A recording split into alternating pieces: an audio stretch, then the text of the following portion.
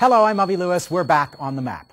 Today is World Refugee Day, and the news is filled with stories about how many people are fleeing war and persecution.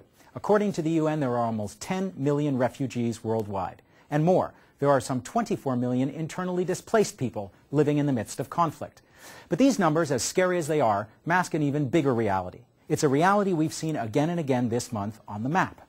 This week we talked to someone in Mexico, where 1.5 million farm jobs were lost in the first 10 years of NAFTA alone. We talked to someone from Colombia about the 3 million displaced people there, many losing their land to paramilitaries or agribusiness. We saw a documentary from Haiti, where up to 1 million people have fled poverty to work in the plantations and sweatshops in the Dominican Republic next door. They're called economic migrants, and they're not offered any of the meager protections afforded official refugees. In fact, they're vilified and criminalized for being resourceful enough to seek work in wealthier countries, countries that have often helped to impoverish the places from which they've fled. When people lose their livelihoods and flee, they may not be facing the violence we imagine in a conventional war, but they certainly experience it as violence, as a war on their way of life.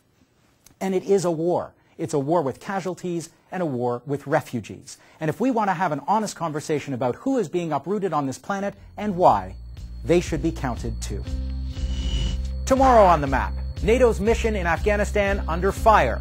NATO Secretary General Yapta Hope Skeffer will be here to talk strategy.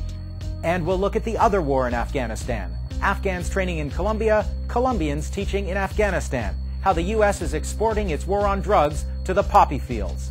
We're out of time, but if you missed something tonight or want to see a segment from a past show, go to our website at cbc.ca/onthemap. See you next time. Stick around for the hour.